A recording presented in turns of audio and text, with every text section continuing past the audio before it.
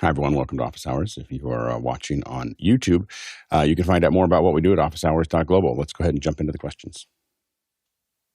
Our first question's from Kenzo in Cape Town. Heard mixed opinions about mass-loaded vinyl as a potential soundproof material that can be used in places where taking down a wall is not an option. Is this an option worth checking, or are there better ways to treat a reverby, noisy room, mainly outside noise? Good, Ronnie. These are two different types of noise reduction. The outside probably could get some better with using this material. You can also add kind of caulking, so making sure every open slit is covered with silicone material or other noise proofing materials. But the other thing that you are bringing up here is the inside noise. So the reverberation inside a room is happening between walls, between windows, etc., or doors, and even floor and ceilings. And that's another thing. And these mass vinyl products, they don't absorb audio. They hinder it to come through. So they stop audio coming through from the outside, for instance. So if you'd like to hinder the audio from the studio getting into another room, that would be a thing to use. But for reducing reverberation, you need other materials, you need other types of baffles, you need other types of bass traps, and that's another type of product you need. So, and they tend to not isolate as much outside noise from coming into your room. So there are a lot of people that uses rock wool for this, build their own traps. You can do it yourself to save some money, or you can purchase pre-made ones and make sure that they are kind of enough, and start with the bass traps. That's always the bad stuff that hinders a good audio inside the room. Go ahead, Bill.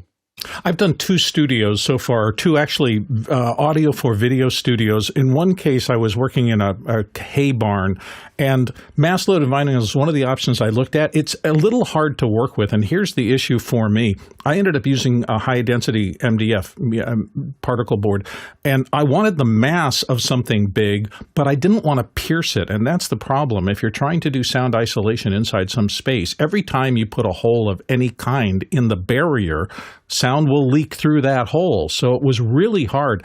I ended up doing all exterior electrical and trying to pierce that barrier as little as possible. Other than mass and weight and thickness, there's really nothing else that keeps low frequencies from leaking in or out of a space like a freestanding building. So you just really have to spend a lot and work if you're trying to get real isolation. That's why voice booths are so popular in the industry, because that puts all of those things between you and exterior noise and can do an effective job of blocking it. There's not a lot in construction that can do that without a lot of cost. Good, Mickey. Yeah, as mentioned earlier, mass-loaded vinyl is good for sound isolation or soundproofing. If you need to do something that's a little less involved in terms of the reconstruction or building of the walls. As Ronnie mentioned earlier, the mass-loaded vinyl will take care of the isolation and soundproofing, but not the treatment of the room itself. It will not take care of, you mentioned reverby room. It will not take care of those reflections inside the room itself. It will just help isolate and block the transmission of the vibrations from outside coming in and vice versa. You would still need to treat the inside of the room for the reflections itself. You can say with minimal minimal construction needed, you might want to add a layer of mass-loaded vinyl on the current wall, and then add another layer of drywall on top of that, and make sure you stagger the drywall sheets so that the seams in between the drywall sheets do not line up. You have the original sheet there, a layer of mass-loaded vinyl, and then stagger the sheet so that you have less chance of the transmission of the vibrations coming through the gaps there. in terms of the panels for the treatment, you can add, say, a layer of rock wool or fiberglass insulation, or you can buy pre-made panels if you want, and hang those to provide the room treatment to minimize the reverberation and the standing waves inside. Go ahead, Chris. Yeah, so this is all pretty much right on. Is that there's two different situations here: the inside reverberation and the outside leakage. And the real thing to understand about like the real construction of studio builds and all that is that what you're doing when you're building a real like soundproof studio, and this is like to prevent outside noise from leaking in, is you're essentially building a room within a room. Okay, and this is how all pro studios are built, down to the level of actually floating the floor, which is how you're canceling out. You know, you got a busy highway next to your building and low rumbling of trucks, literally these kinds of things. So what you're talking about actually requires real construction to fully do what you're asking for. But there are some really there's some intelligent choices you can do to kind of knock out both of these things. So I don't know if you're in a real busy area. One thing that I would kind of think of is that if you can get, and again, fire safety is paramount, so really be careful, but if you can get really thick curtain and kind of hang it around your room, this will absolutely kill reflections in the room and help greatly. And if you can actually make it full height all the way from ceiling down to the floor, if it's thick, it will absolutely be baffling outside noise from coming in. So maybe do kind of a curtain system where you can part things so you can expose your windows if you want. Obviously, that's an install thing. That's just the first kind of thing I would think of looking at, because really even in my space, you know, I mean, my room is not soundproof. I get leakage from other rooms in my house, absolutely, but it's incredibly dead in here. I have no reflections, and it's really clean. Studio-wise, it's great. So you kind of have to find your little median and live there. Next question. Mike Edwards in Brooklyn, New York is asking, "Morning, everyone. I'm looking to set up a grid system to mount 4 55-inch TVs on the wall in the control room. Panel, how would you recommend I go about this? Thanks." Go ahead, Ronnie. I have the same problem in our studio. The problem we have, in addition to having lots of displays on the wall or close to the wall, is that sometimes we have to move them. And I've been thinking of having something fixed to the wall, like normal wall fixtures for TV displays. But we went another route, and we are starting to think of using the VESA mounts and put them onto C-stands. That we can move them all around. But I see the problem if you're going to have a 2x2 grid, you probably need something more powerful. And I'm pretty sure there is someone in the panel that have been building these kind of stuff before. And so if it's flexible and you need to move it around, you need to have some kind of easy way to do that. And if you're going to have it fixed, there are other solutions. Go ahead, Jeffrey. I'd really like to see your studio before I really make a mention of what you do with the wall, because and I'm assuming, since this is audio day, that this is an audio studio, not an audio or video studio. So I'm going on that aspect, and I don't know if you've got a control room window or not. If the control room is right next to the studio, so you can peer in from there. So that would make a difference as to how I would set up the monitors. In something like Ronnie, who wants to have something a little bit more portable, I've seen a couple where they've taken speed rail and they've put the monitors on VESA mounts on speed rail, so they could move it to the left or move it to the right for whatever was needed for any type of production right there. But my favorite thing, especially if you've got to move things around, is to have a mount on the table, on the production table rather than the wall. If you've got your consoles back farther, that's not going to work too well. But if you're moving around your control room a lot, then having them not on the wall makes it a lot easier, so you can reposition for any situation. Go ahead, Mickey. Yeah, what I see most often for builds like this are products from time-based consoles. I've seen them used by HBS, by by Formula One, by the Olympics, and they have a track wall system that builds out. It's quite modular, so you can build out, get posts at the height that you want, and get the the horizontal slats at the length that you want, and you can slide monitors wherever you need them to be. And they also have additional mounts wherein you can put like a broadcast clock at the top, and it's purpose built for broadcast use. So that's time-based consoles. Sorry, say it again. Time-based consoles. These guys. I was trying to see if the thing that we see the most, and I can't see that photo well from Mickey. Hold on, let me see here. Anyway, in most U.S. Control rooms, we see 80/20, and I don't know whether they're using 80/20 or something like. Are they using something like 80/20, Mickey, or are they using? No, it doesn't. Their own system. It doesn't look like 80/20. It's their own. Still, I think extruded. Right. I believe aluminum still, but Right. it doesn't look. From what I recall, it didn't look like 80/20. It's their own track-based system. Like this is a pretty large broadcaster's control room, and what you can kind of see hopefully is 80/20 coming in from the ceiling here. Now what they've done is they've run it. You've a drop ceiling, and then they've run it and they've spaced it from the wall so that they can walk behind it and wire it. So that's an 80/20 grid, and in a lot of the control rooms I've been in, that's what we've seen. Here's one that I built, or I didn't build it. I kind of designed it. This is all 80/20 on the back. These are just Visa mounts that are attached to that 80/20. We had this built by a company called no, I can't think of it. So they're out of Columbus, Ohio. Here's what the 80/20 looks like when the monitors are taken off. So here you can see the hooks or Visa mounts, depending on the size of it, and it's all attached to this 80/20, and it can simply be moved back and forth. These can be moved up and down, so you can kind of get the grid where you want it. But you've got an infinite number of places to attach it. Whether you use 80/20 or not, I recommend ordering their catalog. It's thick. It's full of ideas. It's the erector set of in many places when you're standing something up that needs to be rigid and you just don't know what you're going to do yet. The guys that I work with buy a pile of 80/20 and they just start sliding things together until they figure out what they want. Now we may go back and machine it or build it or do something else later.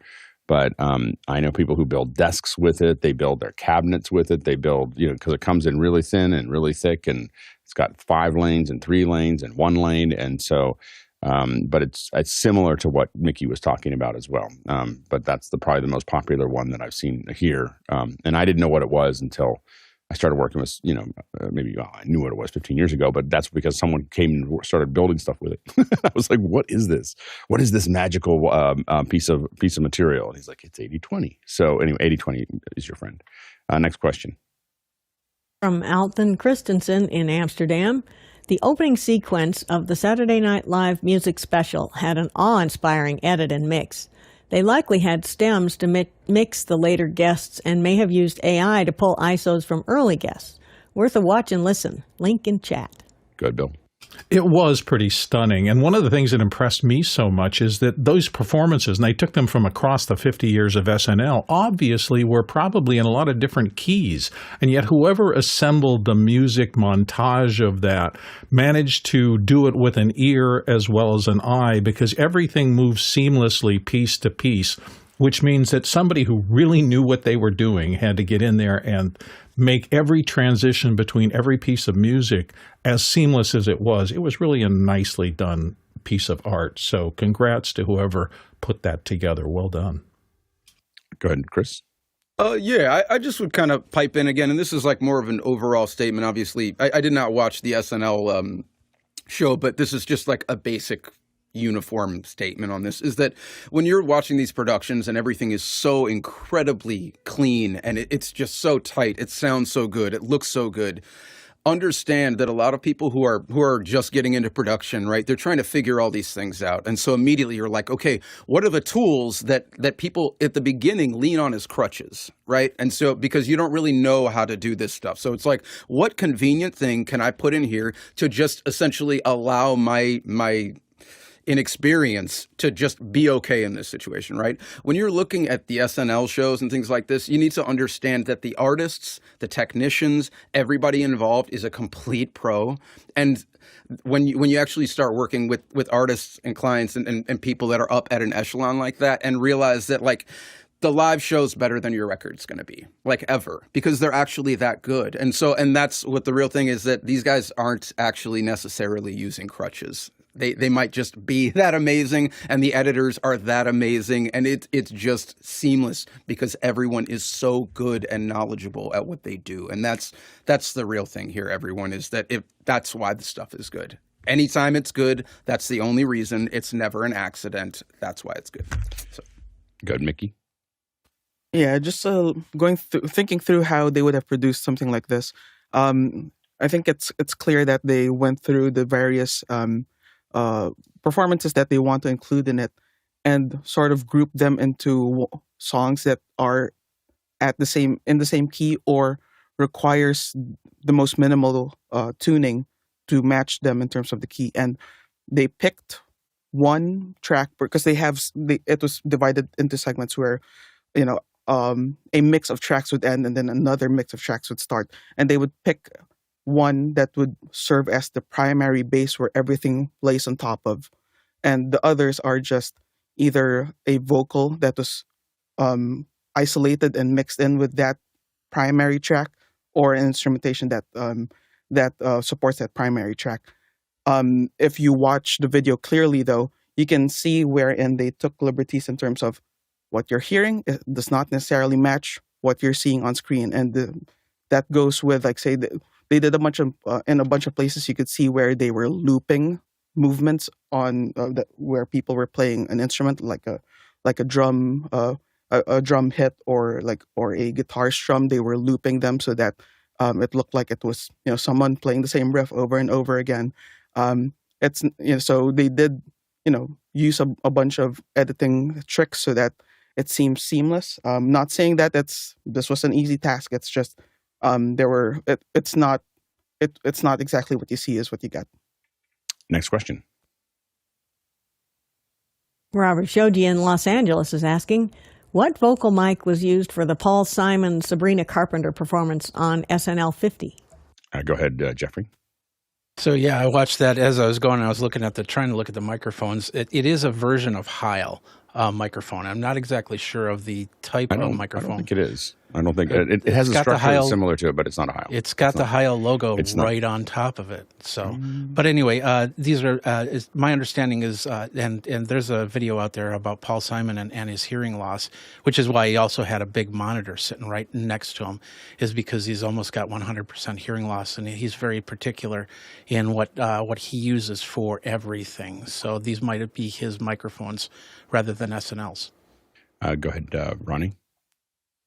Yeah, I saw that in the social media channels the other day, and started to dig into this, and I found an article on Reddit where the sound engineer or the sound designer that is actually doing this for Paul Simon was talking about this, and it's I think it's this one. I'm not sure it's the exact model, but it's a EA condenser. And that's a ribbon thing, not a condenser. And he's using a clear monitor behind this. And as Jeffrey said, that's because of the hearing loss he experienced some time back. And they have been testing everything to try to find out how to alleviate that for Paul Simon and still keep his hearing kind of balanced. And there's a lot of discussion going on amongst others in Reddit. I leave the link in the chat about how they prevent this monitoring feedback. Some people were suggesting that he didn't hear his own voice in that monitor. He did, and it's pretty loud as well to balance his hearing loss in his right ear.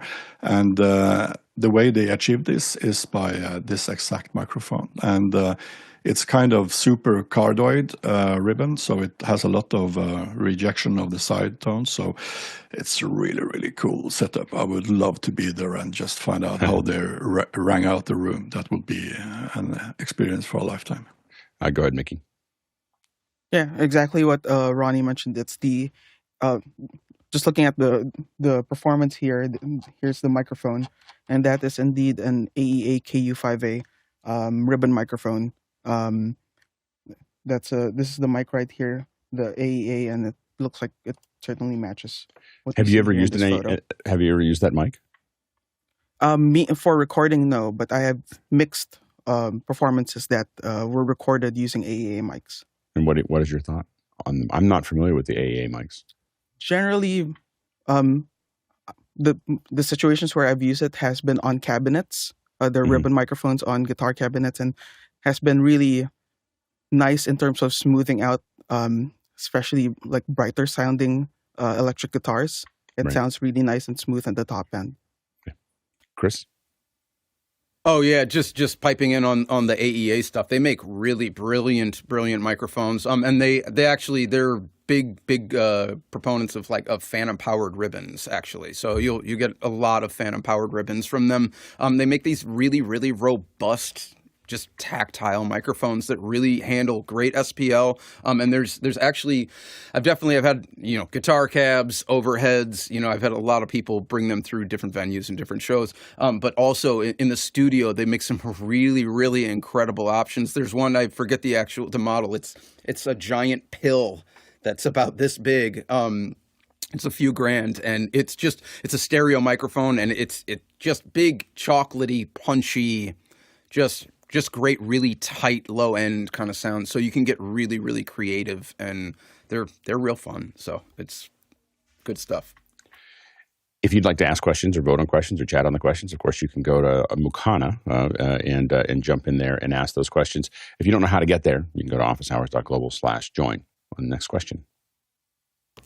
Coming to us through the QR code, Gene J. Anthony in Skokie, Illinois asks, there are breakout ends for SMPTE tactical fiber that provide ST and can do power too.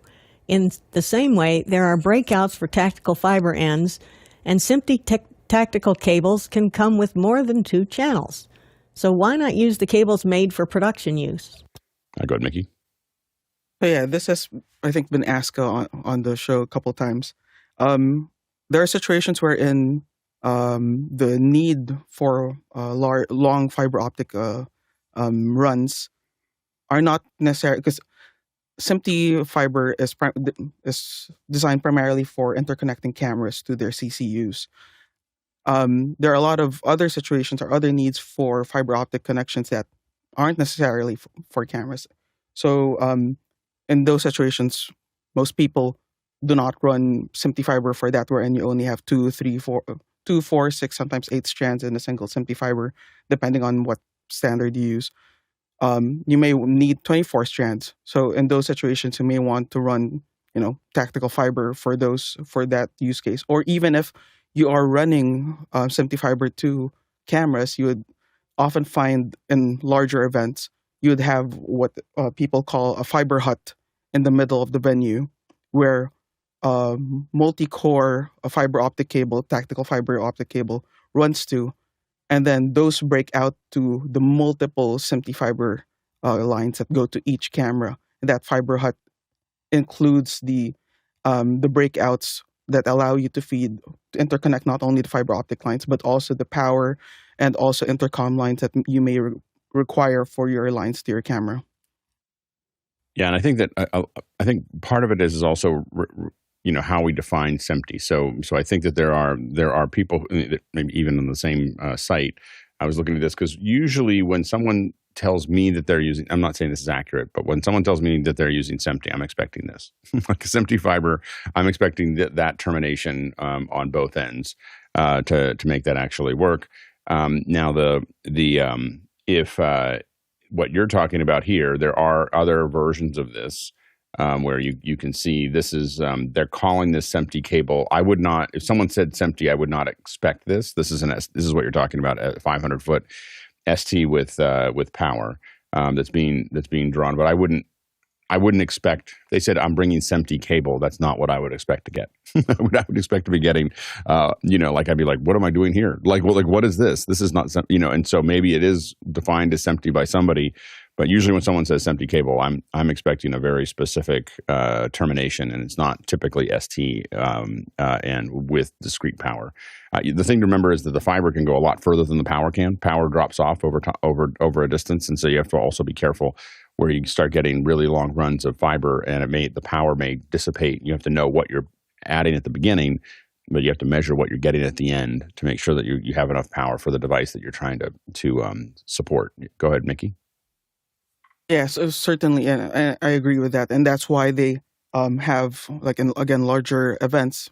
You'd have what you would call a fiber hut, because you want to inject that power as close as possible to the camera. In case, like, say, in situations where in large sporting events where your broadcast compound where your trucks are might be 3 kilometers away, 5 kilometers away. You want to inject that power closer to the camera instead of trying to push that much current from so far away, along with the voltage drop that happens through the very long copper cables at DC level.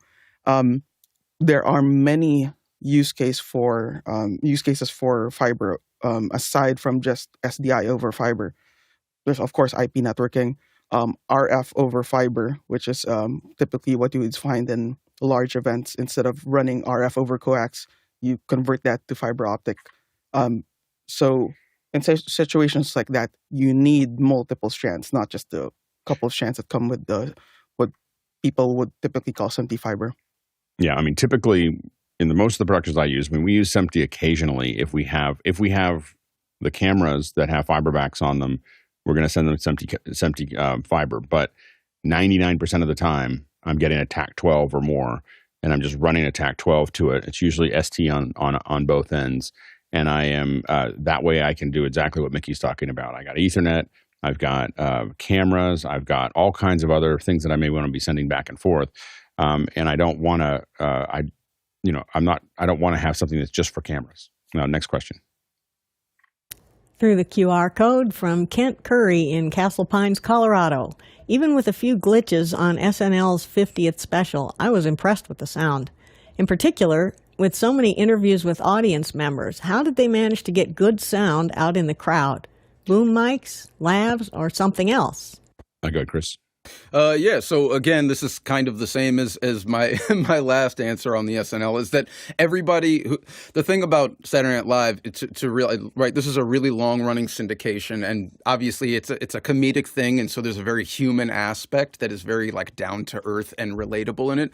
But remember that the most famous people in the world every episode are on this show, and the writers and everyone. I mean, I've worked with Michael Che a bunch of times, and I mean, these guys, everybody on this show is incredibly good at what they're doing. So my main thing would be redundancies. That's how this came out so well, right? Is they're probably using lavs, they're using shotguns, they're using everything that they have, because the most famous people in the world are going to be there, right? And so you can't afford for something to go out. The real thing about these productions is that everything gets really planned out, hopefully, before anything starts. And the second the doors open, and the second that people are in the room, and now someone is live and they're talking, anything can happen. And now you're in the open sea, anything can go wrong, so your job as the person who, remember, everyone's going to look at you when all of a sudden they're not getting sound, right? So the best thing you can do is just redundancies. You want to try and foresee any weakness and any problem that's going to happen before it does, and then set up a backup for that issue, or try and eliminate that thing out of the situation altogether, because that's the real thing, right? And so these engineers, everyone, there's got to be a complete system. Remember, they have the same space that they're working in, even though the artists and the skits are all different. This is physics. Their room is their room, right? So they have coverage zones, they have all this stuff, and it's going to be the same every time they do it, because they've already sussed this out for the best spots, or created the best spots for those captures. So I would say you want to be really thoughtful when you watch productions that go really well. The foresight into that, it's paramount, guys, and it's levels of foresight that you might just not even know exist yet. And that's when you really get into the higher echelons of production. You start learning, and you're like, I didn't know this existed. I'm like, well, every day that I'm on here, I'm hearing things that I don't know exist, because this panel is so brilliant and so experienced. So it's just a learning thing, and you just keep going. Go, Bill. So Studio 8H has been there for a long time. They've been doing this show for 50 years in the same place. And so a couple of things I'll note. I've seen a lot. They have a giant boom for audio. That's one of the cadre of tools. And it's interesting. It looks like it's about a 40-foot reach. So if they need to put a condenser or a Chefs or something out over a person, they can do that without thinking about it. The other thing that I saw that was a little gobsmacked, I did a quick internet search, and somebody has a picture of the grid from Studio 8H. And let me see if I can tap on that and get it full screen. And look at this stuff has been up there forever. And it's fascinating because you can dive into this and scroll around. Whoops, let me get that back up. Oh, it's not doing it. I was able to push into this literally incredibly closely and search around at everything hanging on the ceiling of Studio 8H. It's really hard to see microphones because you've got so many of those Mole Richardson, Furnells, and just everything else that's been there for decades. If you want to play a fun game like Where's Waldo with microphones, I suggest you look up Studio 8H ceiling grid, and you can play with that picture all you like. Next question. Vic Hernandez in Springfield, Missouri, USA. With most capture, processing manipulation, transport, and reproduction being done digitally, what are we losing from analog audio sources like trumpets, violins, and soprano vocalists? Go ahead, Chris. Yeah, so I'm assuming that you're referencing like virtual instruments in music production versus using actual real musicians, right? And I mean, the thing here to understand is that both things can be equally brilliant, okay? And a lot of people have a lot of like just connotations and notions about that this is this way, you know? Remember, okay, all the nostalgic records that you love with all the real musicians, and yes, that's always gonna, when you work with the real thing and they are just out of this world, nothing beats human touch and all of that. However, if that artist doesn't have that skill, dude, no. Maybe the virtual stuff is absolutely, maybe the amazing keyboardist with really great horn or string patches is a way better option than the just kind of mediocre horn player. I promise that's not going to make the production good. So the thing is just understanding both can be equally skilled, and it's just about the approach because everything has a place. So Go ahead, Mickey. Yeah, I think in terms of like working with the digital realm, you get into situations wherein you have to work with hardware that isn't really of high quality, using high quality components, and you have analog to digital conversion that say isn't the most accurate, has quite high jitter, has poor clocking. With stuff like that, you run into situations where the capture or the recording or further down the pipeline in the digital pipeline, you get less information and detail in the high end because of the jitter in the signal and the digitization of the signal, and you also lose a bunch of the punch of the transients. That I think that's number one for me. The impact and detail on the transients get lost because your chips aren't as accurate or as tight.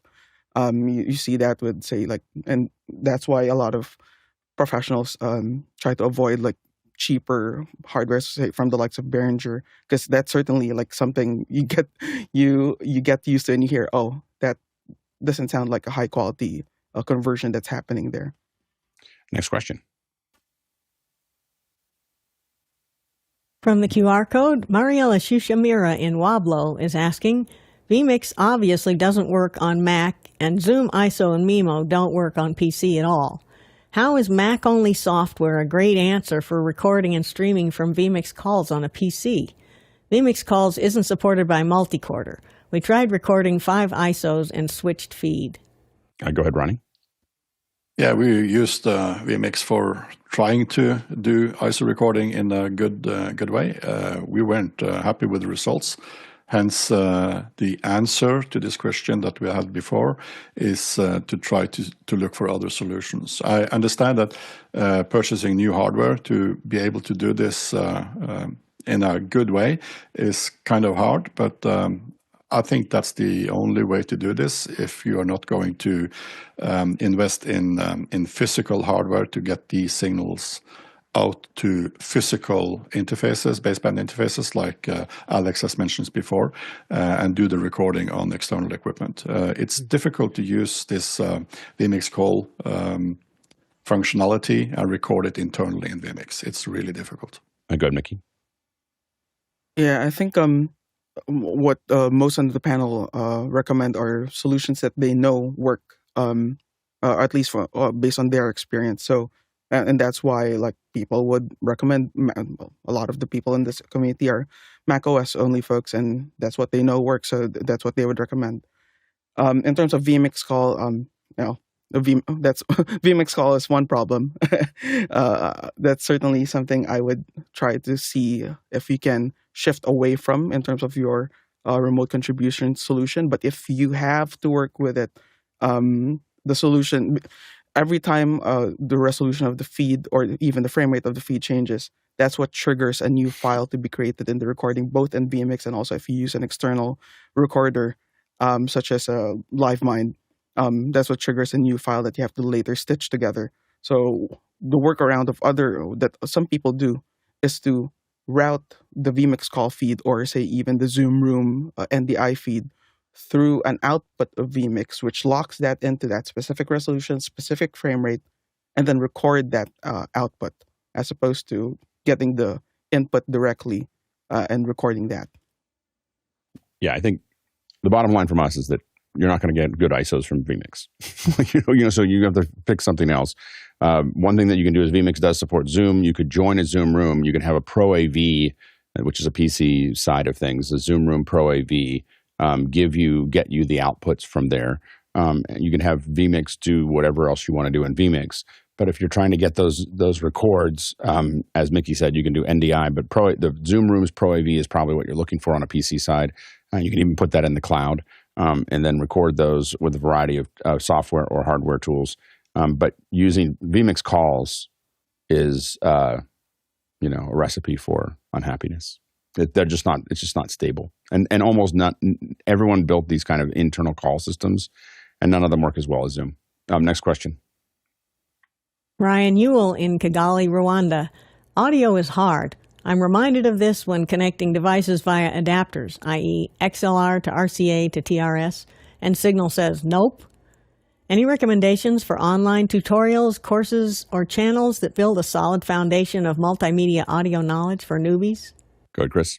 You're right, Ryan. Audio is hard. But actually, after you start learning it, it gets really easy. So I would say some of the best resources actually are very, very old. And I would look at the Yamaha Handbook and the PA Bible.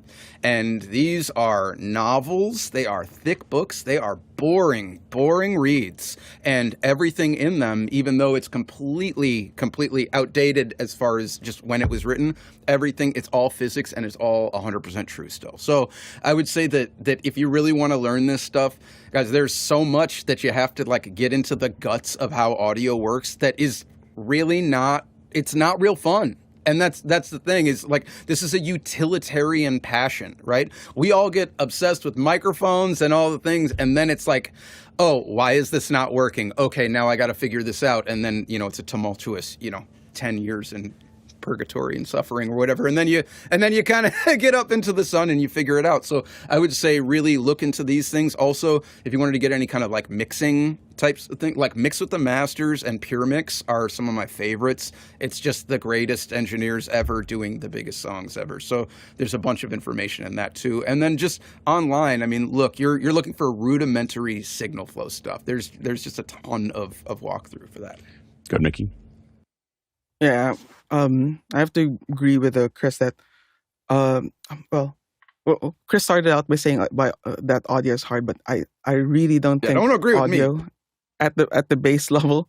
I don't think audio at the base level is difficult at all, but that comes with knowing the base level knowledge, the basics of it. And the Yamaha handbook that Chris mentioned, the sound reinforcement handbook, is it's one of the Bibles. It's been around for decades. It's still a resource for everyone because it's a really good book. Gives you the basics. Another one is Sound System Design and Optimization by Bob McCarthy, who has been on the show in the past. get the basics down. Like, so much of the confusion and misunderstanding of sound, of audio, comes down to just knowing the base level knowledge that I think someone should have before they even touch a fader. I got the Yamaha sound reinforcement book when I was 12.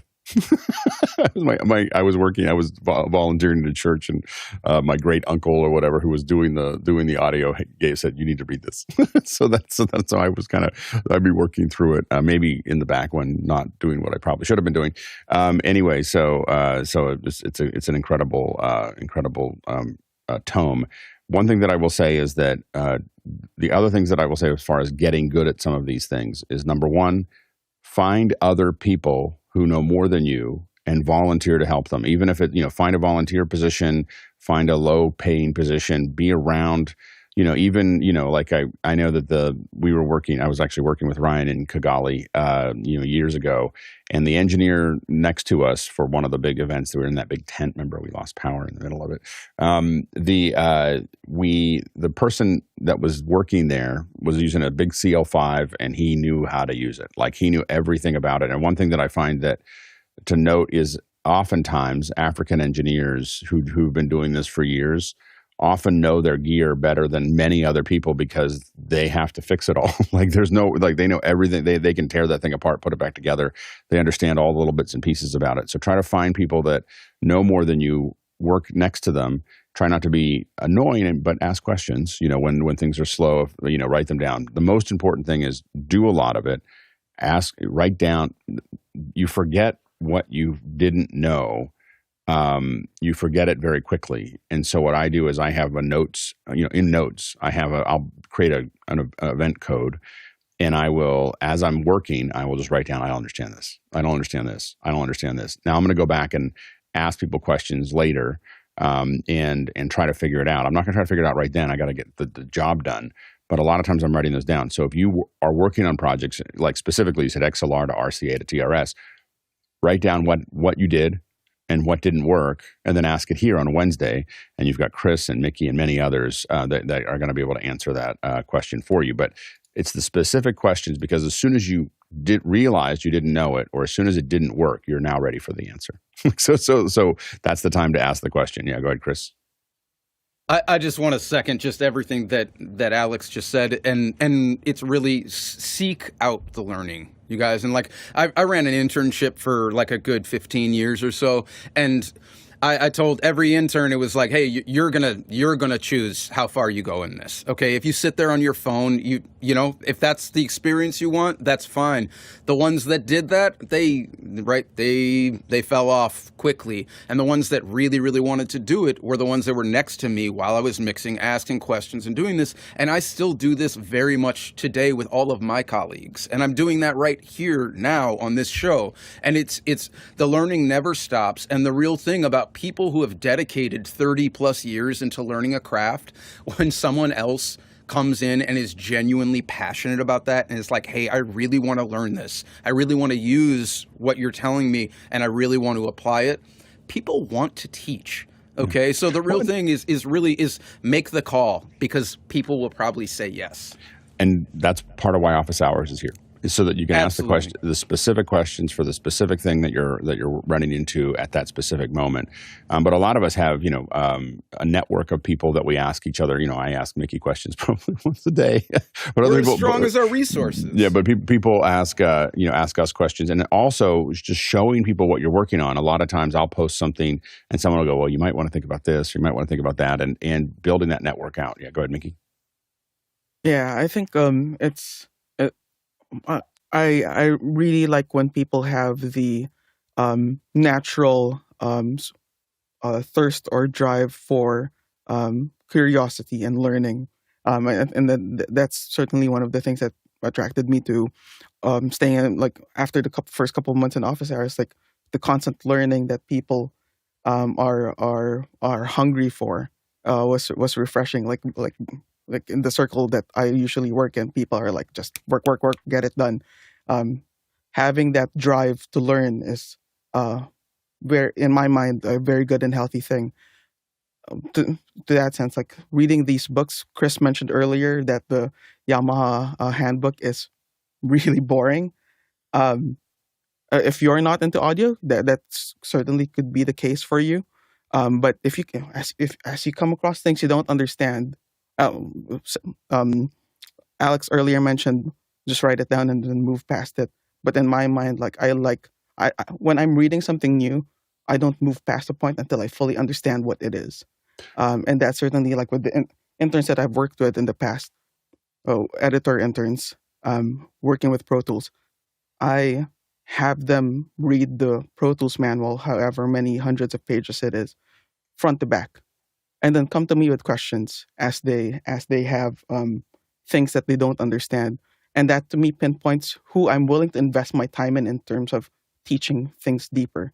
Because them understanding the basics, again, the basics, a manual of something, of a tool that you use, that's the basic knowledge for me. Like if you don't know the manual front to back, then you haven't covered the basics. When someone has covered the basics, that to me tells me they're ready to learn more advanced things that the manual does not cover.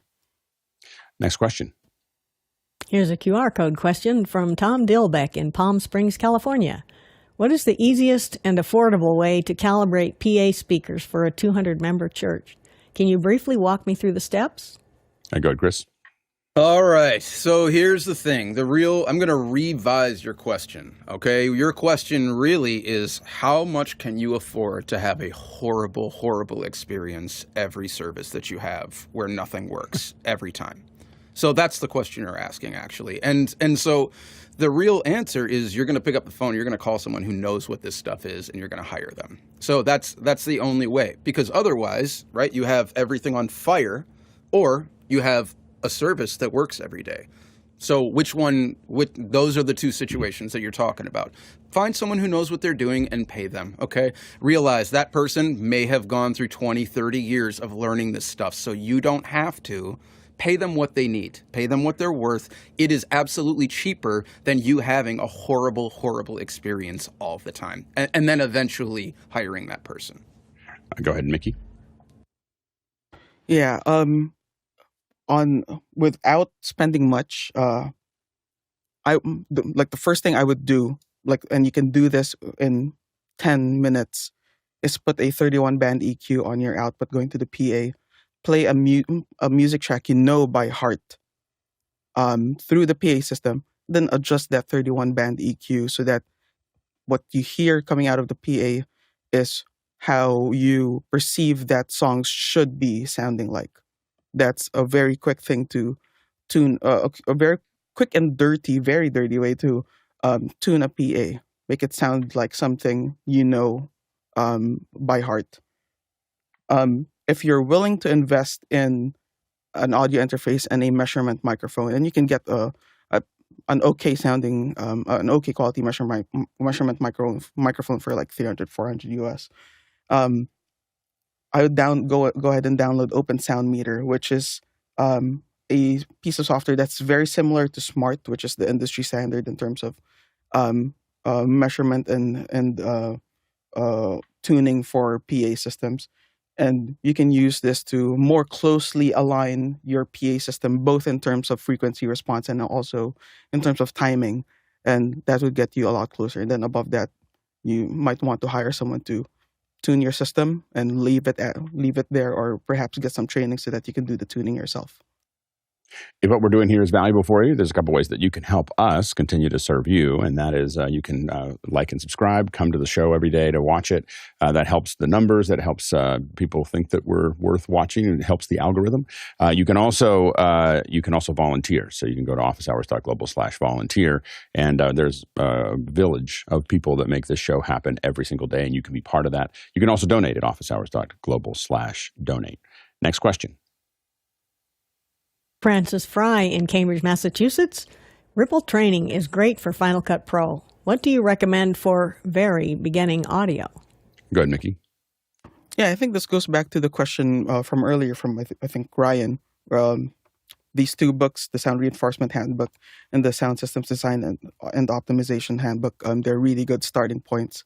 And then work your way up to more advanced things from there. Go, Bill. That stuff is excellent for the theory, and you really have to know all of that in order to do audio effectively anywhere. I will say specifically with Final Cut, there's a different thing kind of going on. A lot of people come to software and they think all software is going to work like the other, but Final Cut was born out of a kind of an unusual thing. Randy Ubilos, the guy who had programmed Premiere originally, invented it essentially by himself, eventually moved over to Apple and created the first Final Cut Pro 10 and then all the iterations since then.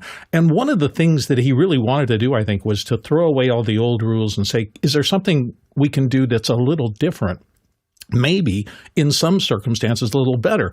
Along the way, some things that audio people expect, like let me bring up the mixer that'll look like a mixer and I can work, those disappeared. And the community went, what? How are you taking away tools we must have? But he was thinking differently about how audio might work in the future. And I'll give you one quick example. I'll do a quick little screen share here and show you something that I'm going to do this in about a minute.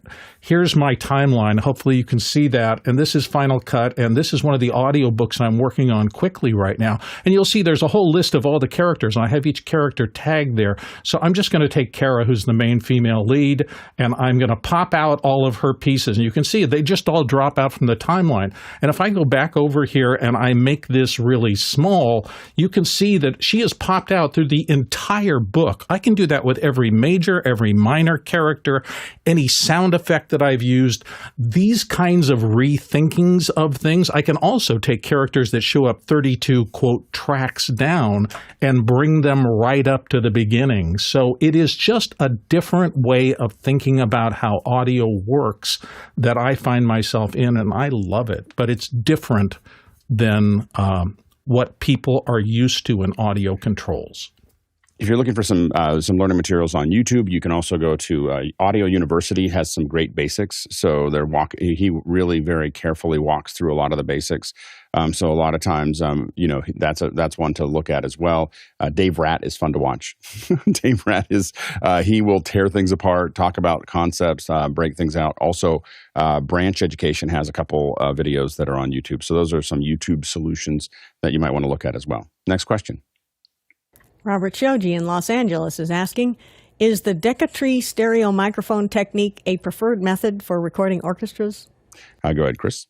All right, so I'm going to just say that Decatree, the term in general, when I hear inexperienced people use it, it's like my canary in the coal mine, and I'm like, get out now. So Decatrees, just so you understand what this is and what it does, this is something that is meant to capture like height and ambience in really, really good rooms, okay? If you don't have like an insanely good room, you should not be saying Decatree, okay? Also, that might be a thing it's an additive thing, okay? So when you're dealing with these big orchestras, there's a really lot involved, and I've worked with some like insane engineers who do tri-continental live broadcasts and wild stuff like that. And they may be using like 100 plus microphones. They may be, this is really your spot miking. There's aerial. There's a lot of stuff that goes involved. So the Decatree is an overall thing to be added to all this other stuff. Good, Mickey. Yeah, I don't do a lot of orchestra recording myself, but I do mix a lot of them, especially for theatrical scores for films and TV shows and such. If I had to choose, I would prefer spot mics on individual sections of the orchestra for my mixing purposes. But on top of that, having a Decatree, and ideally not just a Decatree with 3 microphones for LCR, but with additional ones for your surround channels as well, makes for a very nice and very, very natural and very opening sounding base to lay my spot mics on. And that helps give me end product that sounds very nice and open and airy without having to push too much use of reverb and delays in post-production. I have a nice, again, going back to what Chris mentioned, if you have a nice sounding room, and a nice sounding room could be a studio, an orchestra studio, or even like a nice cathedral or church can provide a nice reverb for orchestra recordings. You typically have, with a traditional Decatree, you'd have a bunch of large or small diaphragm microphones in Omni, so that you get that nice natural pickup as opposed to having things that are captured too isolated. You want them in omnidirectional pattern, and a lot of large and small diaphragm microphones have selectable patterns or even switchable capsules to allow you to to choose the pickup pattern for them. Next question. From Chris Sabato in Albany, Oregon. I use Omni Labs to collect ambient sound for sports. Please talk about boundary mics. Would they be a good alternative? I like the form factor. Good, Mickey. Yeah, I think, Chris, for your use case, and I think you're not dealing too much with very detailed effects mixes. I think what you typically aim for, from what I know of your productions at least, is you're aiming for a more of a general atmosphere as opposed to detailed effects of, like, say, a ball in some sort of a sports ball game. For something like that, I think going with a boundary mic, like, say, something like the Beta 91A, might give you a more fuller sound compared to a lavalier. Certainly, a lot more capture in the mid range and low end, and that could give you, a bit more pleasing sound for your effects mix. Go ahead, Chris. Yeah, I would just also point out that, like, the difference of handling, like SPL handling between, like, first off, lavs, they're really tiny and they're really fragile. They can get broken. They could, versus like these robust boundary mics these things go in 91As. I mean, that goes in a kick drum, right? It can take massive amounts of SPL. It's a really, really useful thing, and they're incredibly affordable. So I don't know, you're talking about something that's going to be way, way more stable and insanely less expensive than like a bunch of like DPA lavs that could easily get broken, easily get right. This is, I don't know, that seems like that's a smart move. Also, if outdoor ambience, water, blah, blah, dude, that's sure, Mike, it can get wet and it'll still work when it dries, probably. Good, Ronnie.